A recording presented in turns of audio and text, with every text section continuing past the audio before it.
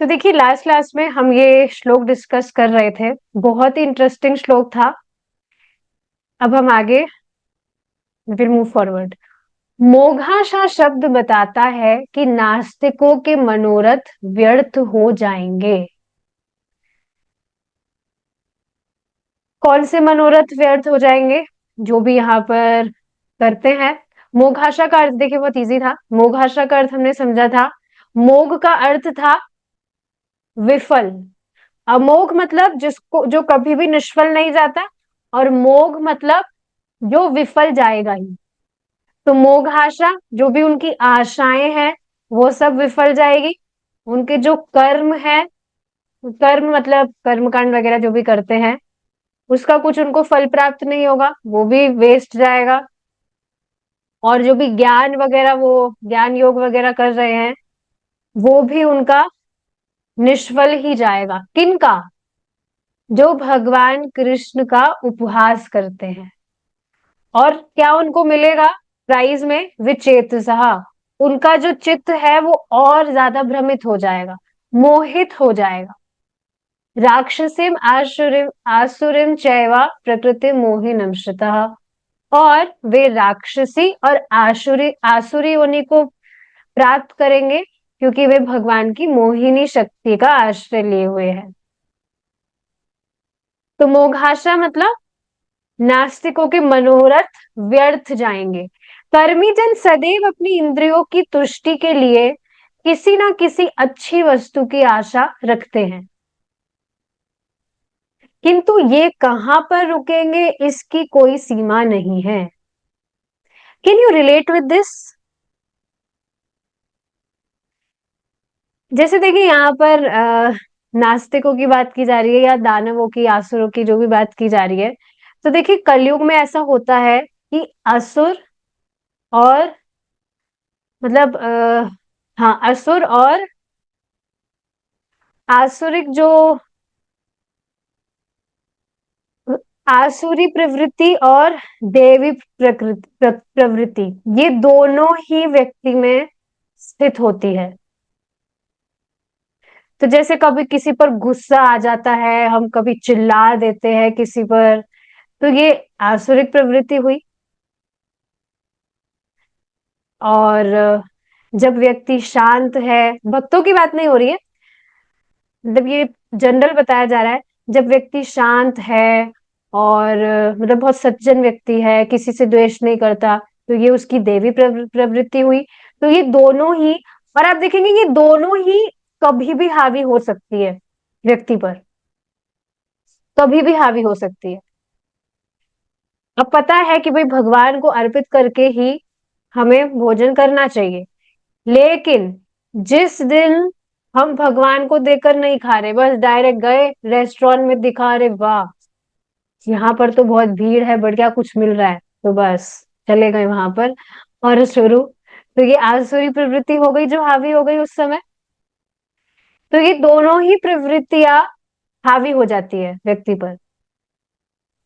तो हाँ, यहाँ जो बात बताई जा रही है इससे कैसे रिलेट कर सकते हैं हम? जैसे यहाँ आशाओं की बात की जा रही है, और आशा मतलब डिजायर्स ले सकते हैं हम। तो मैं इस चीज से रिलेट कर पाती हूँ बट पहले मतलब I was addicted for outfits. मतलब मुझे बहुत ड्रेसेस लेना बहुत अच्छा लगता था।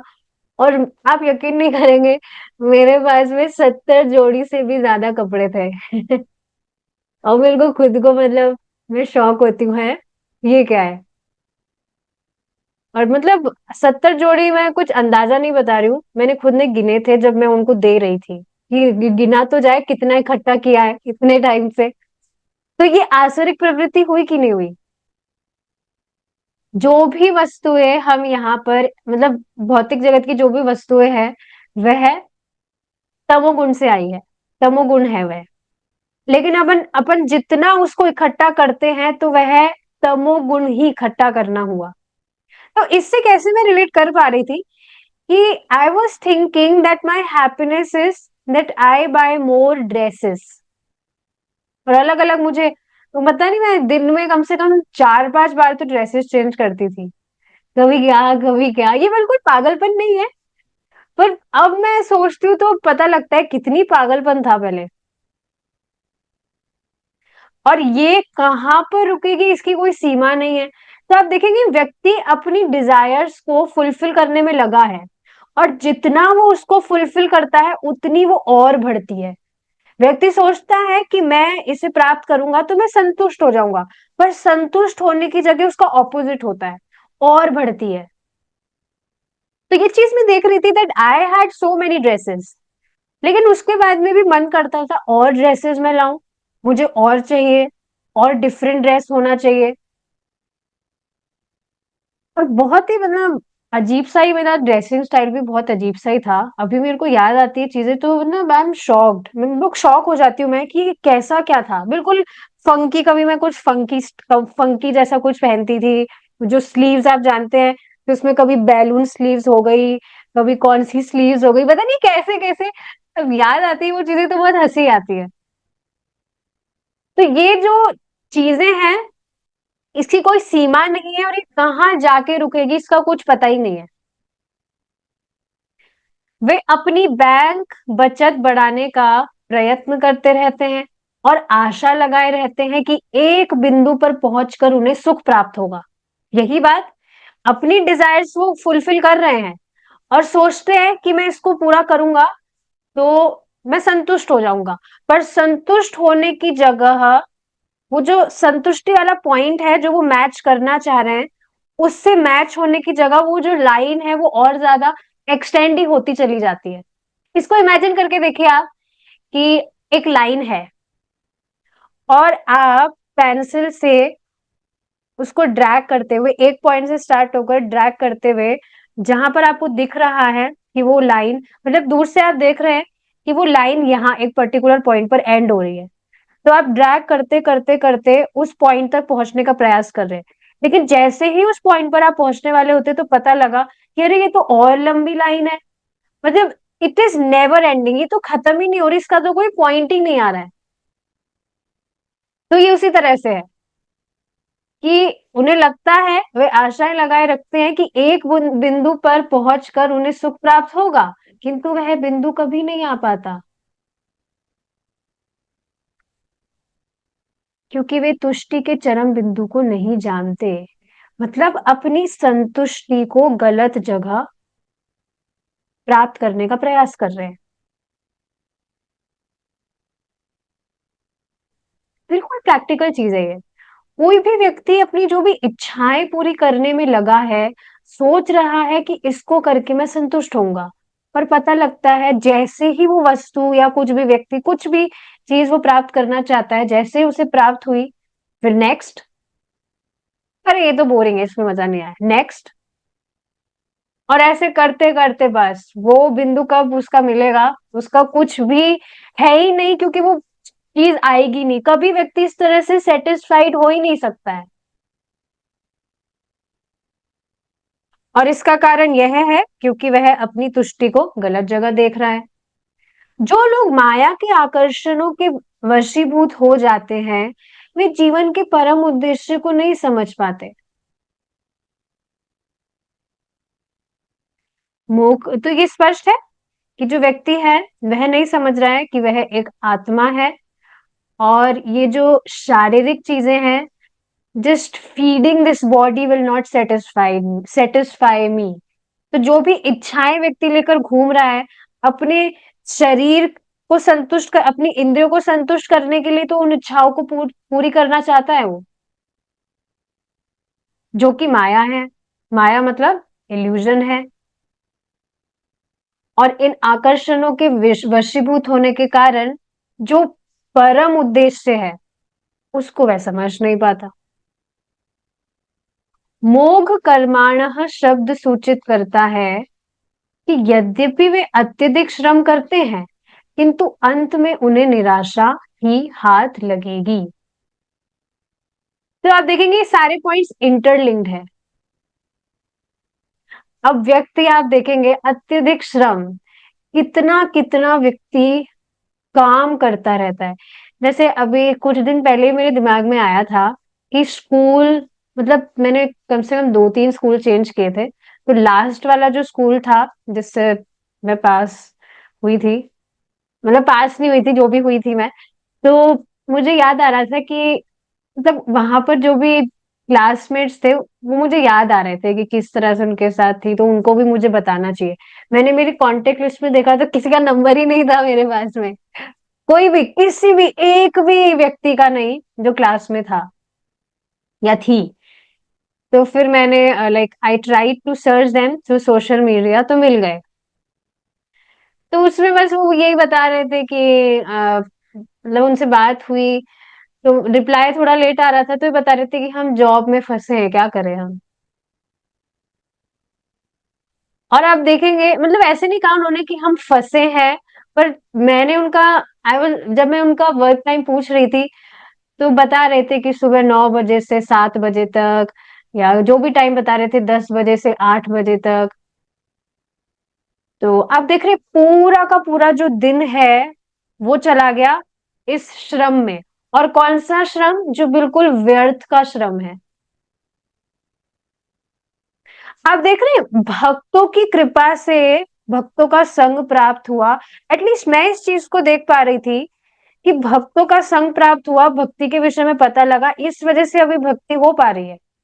नहीं तो मैं भी तो अभी इस तरह से जॉब में ही फंसी होती। और मुझे सच में इतना टॉर्चरिंग लगता है, मैं लोगों से भी सुनती हूँ किस तरह से वो सुबह से शाम लगे हैं जॉब में, तो उनकी हालत मुझे समझ में आती है, कितना बेचारा पिट रहा है वो। और इसको जो लोग हैं वो बहुत वो समझते हैं, और पता नहीं अपनी वो क्या क्या डेजिग्नेशंस बता रहे थे, दैट आई वर्क एज, पता नहीं क्या बताया था, डेटा एनालिस्ट। पता नहीं वो क्या होता है, मुझे तो ये टर्म्स भी इतनी मालूम नहीं है, पर इस तरह से बता रहे थे। तो आप देख रहे हैं इतना गर्व भी करते हैं that we are on this particular designation. पर ये डेजिग्नेशंस हैं कब तक?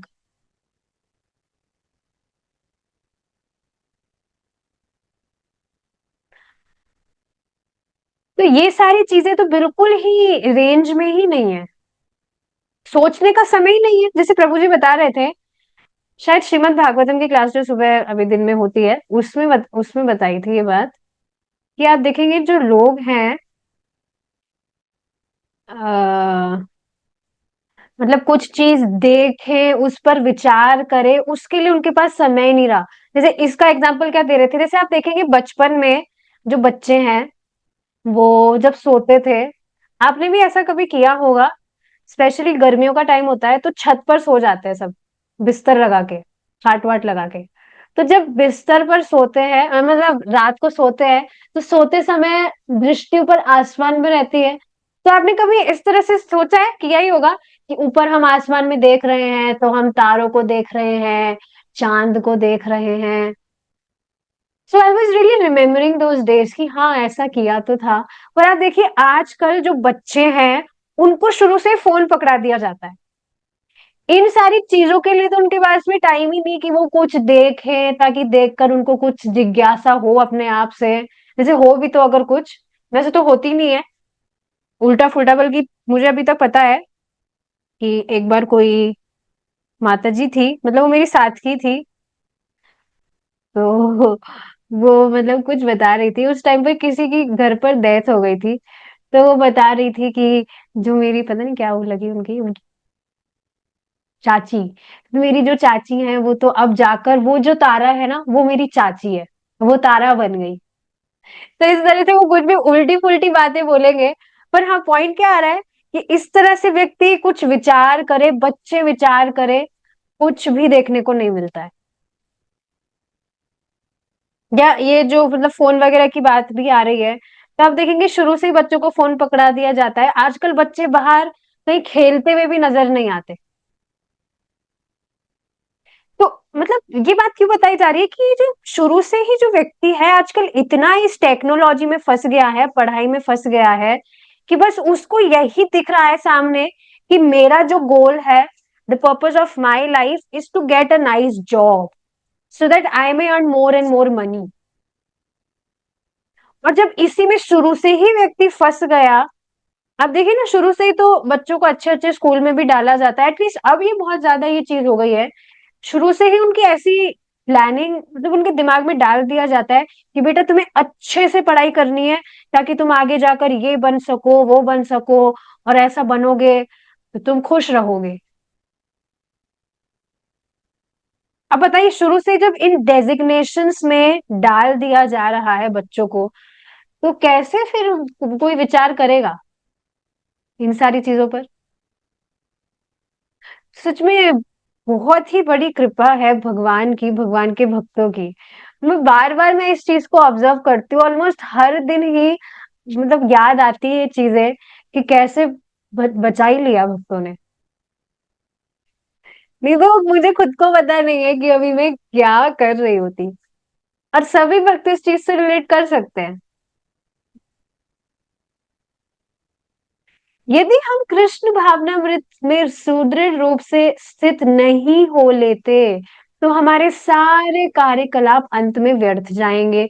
क्यों व्यर्थ जाएंगे? क्योंकि भौतिक जगत है, भौतिक जगत में कुछ भी हम कर रहे हैं तो वो एक समय में आने के बाद में टूटेगा ही। हम कुछ भी पकड़ नहीं सकते हैं। इस पर प्रभु जी आज बता रहे थे कि यहाँ तक कि आप देखेंगे जो अमिताभ बच्चन है, वो भी इस बात को जानते हैं कि हम यहाँ पर रोते रोते आए हैं और खाली हाथ आए हैं, और जाएंगे भी हम कुछ भी लेकर नहीं। ऐसे भी कुछ सॉन्ग्स बने हैं जिसमें स्पष्ट बोलते हैं वो लोग कि कुछ भी व्यक्ति लेकर नहीं आया है, खाली हाथ आया है, खाली हाथ जाएगा। तो लोगों को मतलब बोलते तो हैं, पर क्या सच में इस पे विचार करते हैं? ये एक प्रश्न है। यह किसी सामान्य व्यक्ति का नहीं, वर्ण ये तो स्वयं श्री कृष्ण का निर्णय है। क्या निर्णय है? कि भगवान कृष्ण के अतिरिक्त जो कुछ भी व्यक्ति कर रहा है वह अंत में व्यर्थ जाएगा। जो भी कार्यकलाप वह कर रहा है, और ये स्वयं स्वयं श्री कृष्ण का निर्णय है। Who is Shri Krishna? The creator of everything, the supreme personality.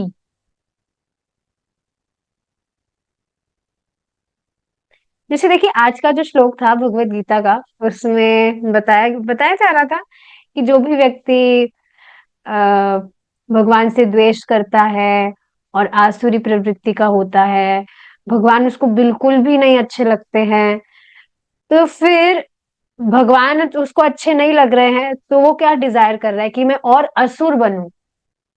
तो भगवान उसी तरह से उसकी जो डिजायर है उसको सैंक्शन कर देते हैं। और असुर बनने का मतलब वो असुर नहीं जिसके सींग निकल रहे हैं सर पर, या जिसके दांत बड़े बड़े हैं, नॉट दैट असुर। असुर योनि मतलब कि जिस भी योनियों में व्यक्ति बहुत ज्यादा इग्नोरेंट मोड में रहता है। जैसे आप देखेंगे जो शेर है वो मांस खाता है, तो ये कोई अच्छी चीज तो नहीं है। और जो भी उल्लू है वो बेचारा रात को ही रात जो होती है उसको ही अपना पूरा जीवन समझता है कि ये रात ही एकमात्र सत्य है, दिन तो बेचारा कभी देखा ही नहीं वो। या ऐसे जो बहुत आप देखेंगे वाइल्ड एनिमल्स जो होते हैं बहुत भयानक, सांप हो गया, चमगादड़ हो गए, तो ये सारी चीजें, छिपकली हो गई, तो ये सारी चीजें। हाँ, तो क्या बताई जा रही थी कि फिर वो व्यक्ति उसको ही प्राप्त करता है। लेकिन कोई भी व्यक्ति अगर गलती से भी कुछ भी भगवान के लिए कर दे, कुछ भी, तो वह, हाँ मतलब जो भगवान से द्वेष कर रहा है वो नर्क तो गिरेगा ही, पर भगवान के लिए वह कुछ भी कर दे तो वह कभी भी नर्क नहीं जाएगा। इस पर एक स्टोरी बताई थी प्रभु जी ने, जो वास्तविक है, एक स्टोरी मात्र नहीं है। कि एक बार क्या हुआ था विदेश में, विदेश की बात है, तो आप देखेंगे विदेश में जो भक्त हैं वो रोड पर कीर्तन करते रहते हैं, संकीर्तन। काफी रील्स आप देखे होंगे, तो रोड पर वो सब कीर्तन करते रहते हैं। जो पब्लिक एरिया होता है वहां पर जा जाकर कीर्तन करते हैं ताकि लोगों का महामंत्र से संपर्क हो। तो एक व्यक्ति थे, वो किसी शोरूम में थे और अंदर थे, और बहुत मतलब कांच, कांच से वो पूरा कवर था वो शोरूम। और वो इस तरह का होता है, उसका जो कवरिंग है वो इस तरह से की होती है कि बाहर अगर कुछ शोर हो रहा है तो वो आपको अंदर सुनाई नहीं देगी देगा शोर सुनाई नहीं देगा, पर बिल्कुल बाहर का जो नजारा है वो क्लिस्टर क्लियर आपको दिखेगा। तो ऐसा कुछ वो था। तो वहां पर भक्त इस तरह से नृत्य कर रहे थे, कीर्तन कर रहे थे। तो वो जो व्यक्ति थे उन्होंने क्या किया, उन्होंने बस ऐसे हाथ हिला दिया। मतलब उनको देखकर ही वो स्माइलिंग, वो खुश हुआ कि वाह, बढ़िया डांस कर रहे हैं, गा रहे हैं। उसने तो इसे सुना भी ना हो, सुना भी नहीं था, पर उसने सिर्फ ऐसे हाथ हिला दिया था बस। वाह क्या बढ़िया काम कर रहे हो तुम लोग, वाह तुम लोग कितने खुश हो। कुछ भी वो अपने दिमाग में सोच रहा हो। मतलब यहाँ बताया क्या जा रहा है कि कोई भी व्यक्ति अगर यह भी नहीं जानता हो कि सामने वाला व्यक्ति भक्ति कर रहा है, पर वह उसका अनुमोदन कर दे या उसको एप्रिशिएट कर दे, तब भी वह नर्क नहीं जाएगा। तो वो जो व्यक्ति थे वो चले गए थे, यमलोक चले गए थे वो। तो यमराज जी ने, यमराज जी क्या है, वैसे लग सकता है कि यमराज जी बहुत भयानक है, पर ऐसा नहीं है।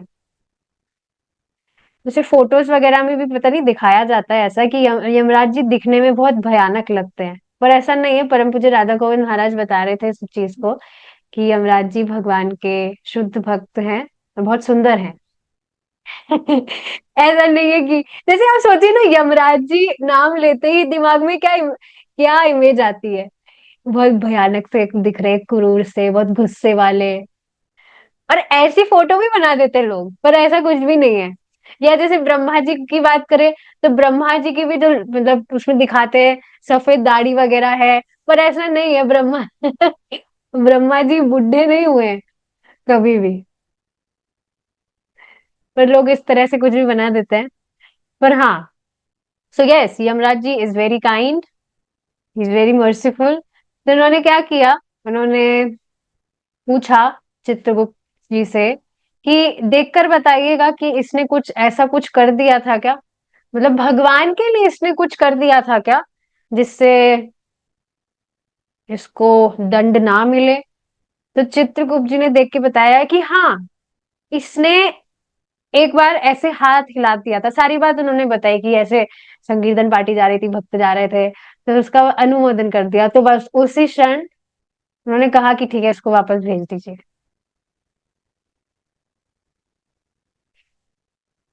लेकिन आप देखेंगे काफी लोगों को, इनफैक्ट भक्तों को ही इसमें थोड़ा मतलब अच्छा नहीं लगता है कि भाई ये क्या बात हुई।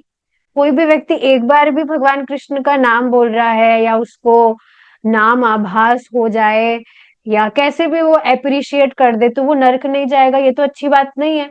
उसके जो भी वो कर्म करता है उसको तो नरक भेजा जाना चाहिए। और मुझे भी एक व्यक्ति ने यूट्यूब पर किया था कमेंट कि आप ये बात बता रहे हैं, इंग्लिश क्लास में भी डिस्कशन हुआ था, तो बता बोल रहे थे कि फिर तो कोई भी व्यक्ति नरक नहीं जाएगा, क्योंकि हर कोई व्यक्ति एक ना एक बार तो कृष्ण बोला ही है या उसका कैसे ना कैसे संपर्क हुआ ही है। तो बता रहे थे कि हमारे स्कूल में भी हम जब थे तो उसमें इंग्लिश के बुक में थी कुछ, भगवान कृष्ण की, भगवान श्री राम की कुछ कथा वगैरह थी। तो सभी जो लोग थे अलग अलग धर्म के, वो भी उसको बोला करते थे। तो ये अच्छी बात है ना। आप देखिए यहाँ पर दरअसल लोग नाम अपराध कर दे रहे हैं अनजाने में।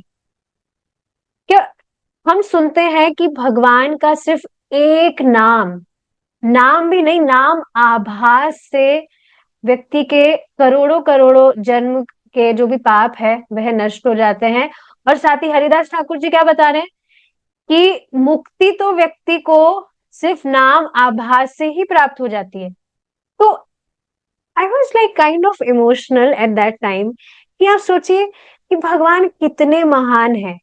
सिर्फ उनके, उनकी भक्ति के लिए या उनका नाम कोई अनजाने में बोल दे या उनकी भक्ति का कुछ भी अनुमोदन व्यक्ति कर दे, अप्रिशिएट कर दे, तो भगवान उसकी, उसको नर्क, मतलब वो व्यक्ति नर्क जाने से बच जाता है। इतने कृपालु भगवान है। और अगर ऐसे भगवान का क्यों नहीं भजन किया जाना चाहिए, जो इतने ज्यादा मर्सीफुल है। बस मौका देख रहे हैं कि ये मेरे लिए कुछ तो कर दे, तो क्यों नहीं है ऐसे भगवान का भजन किया जाना चाहिए। और सोचिए, जो योजना बना बना कर भगवान कृष्ण का भजन कर रहे हैं, तो क्यों नहीं भगवान उनको अपने पास ले जाएंगे, अपने साथ ले जाएंगे अपने धाम।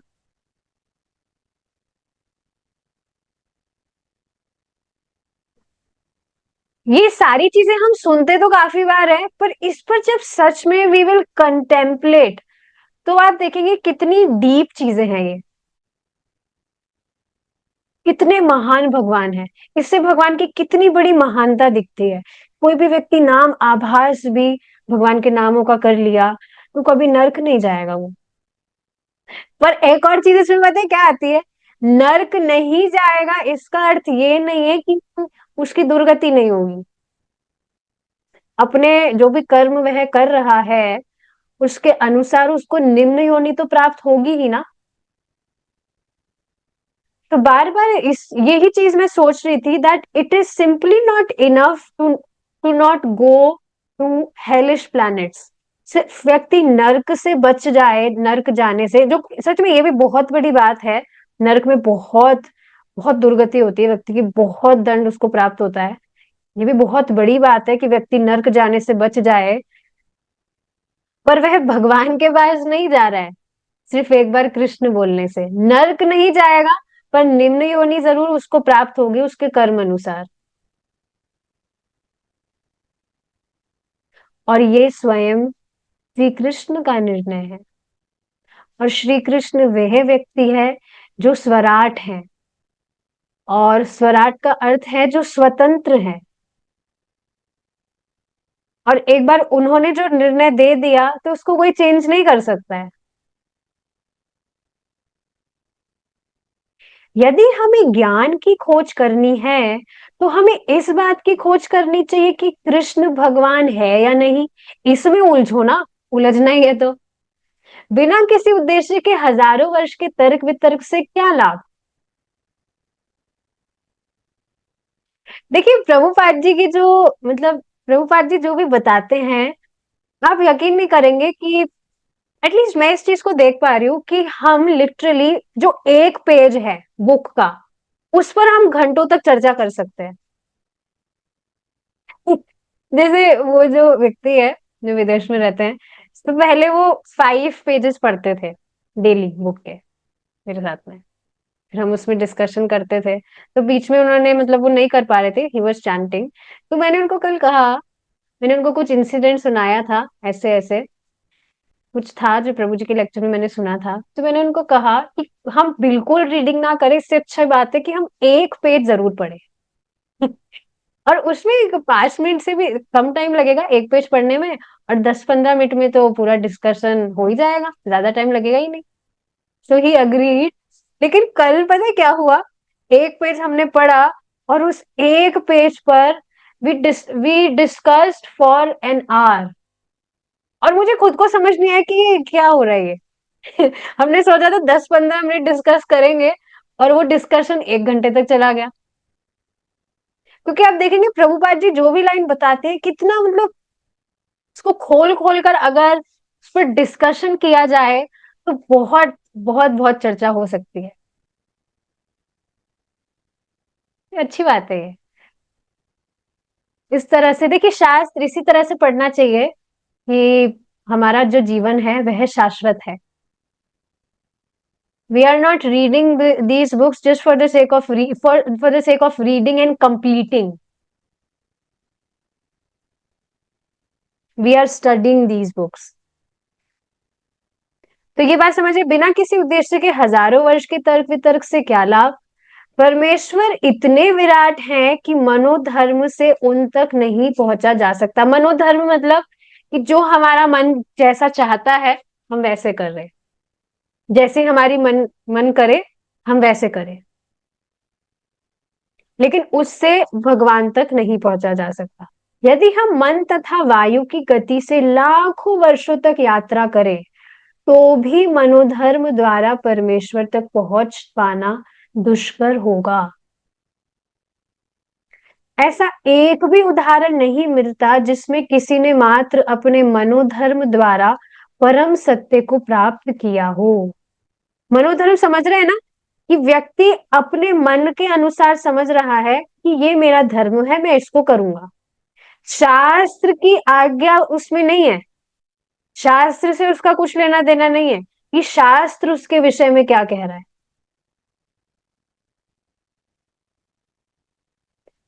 तो जैसे आज क्या हुआ, मतलब घर में मूली आई थी, मूलियां, मूली। तो उसका मतलब, जब घर में बात चल रही थी कि इसका अचार बनाएंगे, तो घर में से क्या हुआ, एक व्यक्ति आए और उन्होंने उस मूली के बंडल में से एक मूली निकाली और उन्होंने खाना शुरू कर दिया, बिना भगवान को ऑफर किए। तो फिर बाद में उन्होंने कहा कि ठीक है, मूली का अचार बनाएंगे। तो फिर मुझे ये चीज मालूम थी कि उन्होंने अपने पर्सनल यूज के लिए उसको कर लिया, यूज में ले लिया। तो मैंने कहा कि नहीं, अब तो इसको यूज में नहीं ले सकते हम, क्योंकि इसमें से तो ऑलरेडी भोग लिया गया है। तो वो व्यक्ति थोड़ा चिढ़ गए कि अरे, ये क्या बात हुई, एक मूली तो ली है, बाकी जो मूलियां है वो तो एकदम फ्रेश है ना, उनको तो टच भी नहीं किया है, उनको थोड़ी ना खाया है। तो ये बात, ये एग्जाम्पल मैं क्यों दे रही हूँ, तो एक एग्जाम्पल मुझे ऐसे याद आ गया कि अपने मनोधर्म के अनुसार चीजें हम डिसाइड नहीं कर सकते, कि बंडल में से एक मूली निकाली, बाकी मूलियों को तो स्पर्श भी नहीं किया ना। लेकिन ऐसा नहीं होता है। जो भी वस्तु घर में आती है, उस बंडल में से सबसे पहले कृष्ण को देना चाहिए, कृष्ण के लिए निकाल। अगर भगवान कृष्ण, जैसे इमरजेंसी उस टाइम ऑफर नहीं कर पा रहे, तो उसमें से भगवान कृष्ण के लिए आप अलग भी रख सकते हैं, कि ये पहले भगवान के लिए, पहले भगवान को ऑफर करना है। लेकिन उस बंडल में से पहले खुद के लिए उसको काम में ले लिया, तो फिर वो तो भगवान को अब अर्पण नहीं किया जा सकता। ऐसा ही तो कुकिंग में भी होता है, आप कुछ भी कुकिंग करते हैं, तो ऐसा तो नहीं होता ना कि आप पहले उसमें से अलग निकाल लिया आपने और आप खुद उसको टेस्ट कर रहे हैं कि अरे, ये जो पूरा पॉट में रखा है, ये तो अलग से रखा है ना, इसको तो मैंने टच भी नहीं किया, इसको तो मैंने झूठा भी नहीं किया। पर वो झूठा हो गया जब उसमें से निकाल कर खा लिया बिना भगवान को दिए। तो ये मनोधर्म के अनुसार चीजें नहीं होती है। तो ये बात समझ में आनी चाहिए कि शास्त्र क्या कहता है, शास्त्र के अनुसार जब व्यक्ति चलता है, नियमों का पालन करता है, उससे वह भगवान की प्राप्ति कर सकता है। और ऐसा एक भी उदाहरण नहीं है जिसमें व्यक्ति, प्रभुपाद जी बता रहे, जिसमें किसी ने मात्र अपने मनोधर्म द्वारा परम सत्य को प्राप्त किया हो। अतः मोग ज्ञाना शब्द इसका सूचक है कि सांसारिक ज्ञान की प्रक्रिया भ्रमित करने वाली है।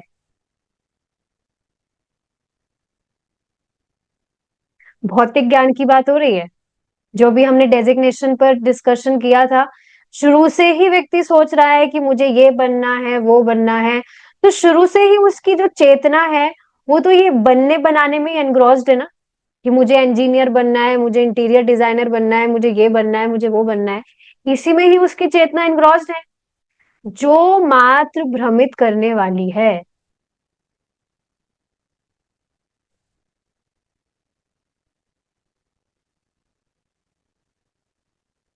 सूर्यास्त होने के बाद सूर्य का दर्शन कर पाना हमारे प्रयासों के परे है। हमें प्रातः काल तक सूर्य उदय होने की प्रतीक्षा करनी पड़ती है। बिल्कुल स्पष्ट है ये चीज। सूर्य जब अस्त हो जाता है, तो कैसे हम सूर्य को देख सकते हैं? सुबह वापस से जब वो उदय होगा, उसकी प्रतीक्षा हमें करनी होगी उसे देखने के लिए। यदि हम सूर्य जैसी भौतिक वस्तु को अपनी सीमित इंद्रियों से देखने में असमर्थ हैं, तो भला अभौतिक पदार्थ को देख पाना कैसे संभव है? देख रहे हैं हमारी हेल्पलेसनेस, कितना हेल्पलेस है व्यक्ति यहाँ। एक भौतिक वस्तु को भी वो अपनी इच्छा से नहीं दे सकता, जैसे सूर्य का एग्जाम्पल यहाँ दिया जा रहा है। तो भगवान को कैसे वो अपनी क्षमता से, अपनी शक्ति से या अपने मनोधर्म का पालन करके वह कर सकता है? जैसे एक व्यक्ति से मुझे याद है, कुछ महीनों पहले पुरानी बात हो गई। Actually he was my teacher, college में कोई फैकल्टी थे। तो उनसे मेरी बात हुई थी। तो भगवान के विषय में मैं उनको बताने का ट्राई कर रही थी। तो वो बार बार एक टर्म यूज कर रहे थे, नित्य कर्म, नित्य कर्म। मैं अपने नित्य कर्म करता हूँ, मैं ऐसे करता हूँ, मैं वैसे करता हूँ। मुझे समझ नहीं आया ये नित्य कर्म क्या है। तो मैंने उनसे पूछा कि नित्य कर्म का क्या मतलब हुआ, आप नित्य कर्म कह रहे हैं। तो कह रहे अरे नित्य कर्म जो डेली के काम होते हैं, सुबह उठना, नहाना, चाय पीना, ब्रश करना। मुझे इतनी जोर से हंसी आई कि इतना ये गाना गा रहे हैं, नित्य कर्म जैसे कोई बहुत बड़ा कर्म कर रहे हो। तो आप देख रहे हैं, लोग कुछ भी मतलब कुछ भी कहते हैं। तो इस तरह से आप देख रहे हैं कि व्यक्ति अपने प्रयासों से भगवान की प्राप्ति नहीं कर सकता, नित्य कर्म करके नहीं कर सकता। वो नित्य कर्म हुए या मनोधर्म जो भी वो पालन कर रहा है, शास्त्र के अनुसार अगर वह नहीं चल रहा है, so it is not possible for him to achieve the ultimate purpose of his life। अपने स्वयं के प्रयास से कृष्ण को खोज पाना या समझ पाना हमारे लिए संभव नहीं है। इसके लिए हमें कृष्ण भावनामृत के द्वारा अपने आप को योग्य बनाना होगा और उनके प्रकट होने तक प्रतीक्षा करनी होगी। और देखिए, एक और बात समझने वाली क्या है, जैसे प्रभुपाद जी यहाँ बता रहे हैं, अपने स्वयं के प्रयास से कृष्ण को खोज पाना संभव नहीं है। तो सबसे पहले ये प्रयास करने की इच्छा तो व्यक्ति में आए। उसको ये भी नहीं पता, आप देख रहे हैं ना, सामान्य व्यक्ति को ये है भी नहीं पता कि कृष्ण को प्राप्त भी करना है क्या। मतलब भगवान कृष्ण की भक्ति करके भगवान भगवान कृष्ण का प्रेम भी प्राप्त करना होता है क्या? क्या ये जीवन का उद्देश्य उद्देश्य भी होता है क्या? लोगों को ये भी नहीं पता। इस वजह से प्रचार करना चाहिए। देखिए, आज पूरा देखा जाए तो पूरी जो क्लास थी वो इसी पर ही तो आधारित थी कि कैसे जो भगवान कृष्ण हैं वे डायरेक्ट अपनी मतलब डायरेक्ट व्यक्ति पर कृपा नहीं करते, अपने भक्तों के माध्यम से कृपा करते हैं। और आप देखेंगे जो भी आसुर प्रवृत्ति के लोग हैं, जो पक्का उनका रजिस्ट्रेशन हो गया है, वो पक्का नर्क जाएंगे ही, उन पर भी भगवान डायरेक्ट कृपा नहीं करते। बस भगवान उसकी इच्छा को सैंक्शन करते करते जा रहे हैं, जो उसको और आसुरिक चीजों में ही और ज्यादा उसको फंसाएगी, क्योंकि वो खुद ऐसी इच्छा कर रहा है। लेकिन एक भक्त है जो ऐसे आसुरिक प्रवृत्ति वाले व्यक्ति पर भी कृपा कर सकता है। तो आप ये देख रहे हैं कि भगवान ने भक्तों को कितनी बड़ी पावर दे रखी है एक तरह से। भक्त एकदम फ्री है, किसी पर भी कृपा कर सकते हैं, किसी को भी भगवान से कनेक्ट कर सकते हैं। कितनी बड़ी पावर एक तरह से भक्तों को दे रखी है भगवान ने।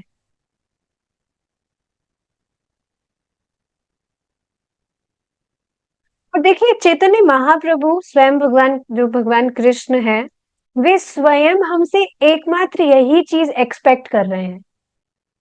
जाड़े देखो तारे कहो कृष्ण उपदेश। अब एकमात्र मैं बोल रही हूँ, तो ऑफ कोर्स किसी को भगवान की बात बात बताने के लिए हमें खुद को भी वैसा आचरण करना होगा। ऐसा नहीं है कि हम खुद कुछ माला कर नहीं रहे, क्लास सुन नहीं रहे, कैसे हम किसी और को बता पाएंगे, इंस्पायर कर ही नहीं पाएंगे हम। पर जो भी व्यक्ति, जो भी भक्त भक्ति कर रहा है, अपने आप ही उससे रहा ही नहीं जाएगा कि वो औरों को ना बताए। एक एक अजीब सी एंजाइटी उसके मतलब रहेगी दिमाग में कि मुझे किसी को बताना है, कोई तो मिले, कोई तो मिले, किसी को तो इन्फेक्ट करूं मैं। मतलब वो बस he will look for the opportunity कि मैं किसको बताऊं, किसको बताऊं।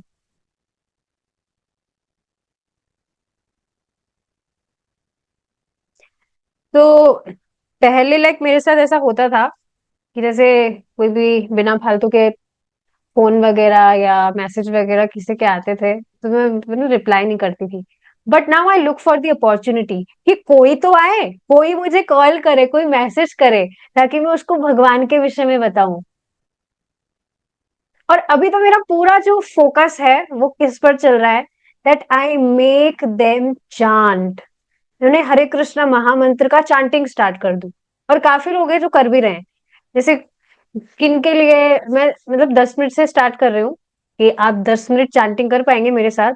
मैं इस तरह से 3 3 साल तो हो गया ऑलमोस्ट, मैं कर रही हूँ, मुझे बहुत अच्छा लगता है। I feel very calm and peaceful. आपको भी बहुत अच्छा लगेगा, आप करके देखिए। एंड दे आर अग्रीइंग कि ठीक है हम करेंगे। तो अभी 10 मिनट मतलब वो 10 मिनट से इन्होंने स्टार्ट किया है। कोई जो व्यक्ति है उन्होंने 11 बार से स्टार्ट किया है। कुछ तो जाए उनके अकाउंट में। फिर धीरे धीरे करके I will tell them to chant on beats. जैसे मतलब धीरे धीरे उनको डोज दिया जा रहा है। तो हाँ, ये बात आप समझ रहे हैं कि ये कितनी मतलब अमेजिंग चीज है कि एक जो भक्त है वो किसी को भी भगवान के विषय में बता सकता है, कैसे भी उसे कनेक्ट कर सकता है। And Krishna really notices your efforts. यही तो चीज भगवान को सबसे ज्यादा प्रिय करने वाली है।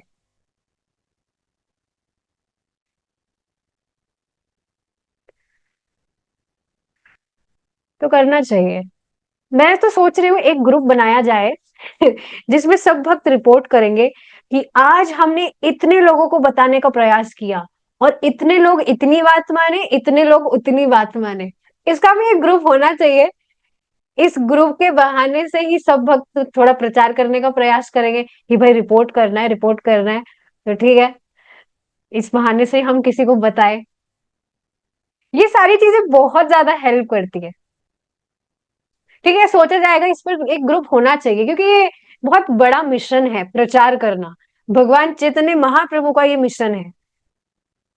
चैतन्य महाप्रभु को स्वयं को प्रचारक चाहिए जो उनके विषय में बताए लोगों को। तो इसका एक ग्रुप होना चाहिए। ठीक है। अब आगे का ये जो श्लोक है, we will continue it in our next session, if Krishna is willing. I see if there are any questions. अगर भक्ति स्टार्ट करने से पहले मतलब पास्ट टाइम पर कुछ गलती हो गया हो तो वो कैसे ठीक किया जा सकता है? पास्ट की गलती कैसे ठीक की जा सकती है? पास्ट तो मतलब जो बीत गया ना।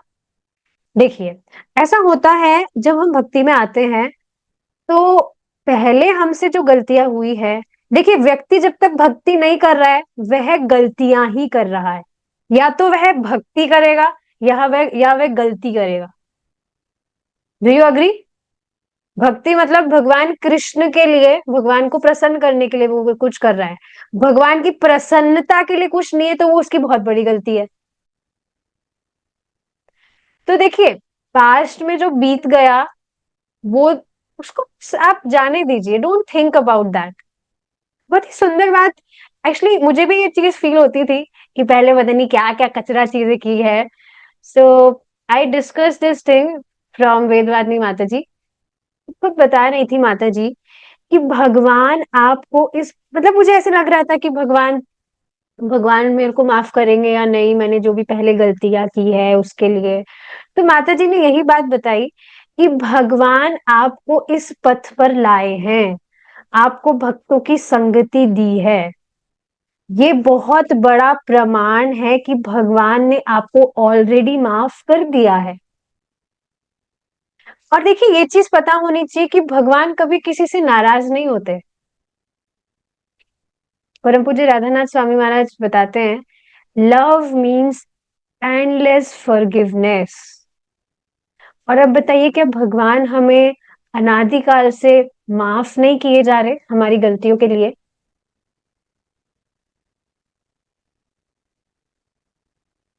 लेकिन इसका अर्थ ये नहीं है कि हम इसका दुरुपयोग करें, कि भगवान तो नाराज होते नहीं है तो क्या फर्क पड़ता है? नहीं, ये बात समझनी चाहिए कि आप इस पथ पर हैं, आप भक्ति कर पा रहे हैं, भक्तों का संग आपको प्राप्त हुआ है। तो भगवान ऑलरेडी ही आपको माफ कर दिए हैं। And Krishna is bestowing your mercy on you, his mercy on you. तो ठीक है, ये चीज क्लियर हुई होगी। ठीक है, we will stop here now. Thank you so much for joining. Hare Krishna. जय श्रीला प्रभुपाद।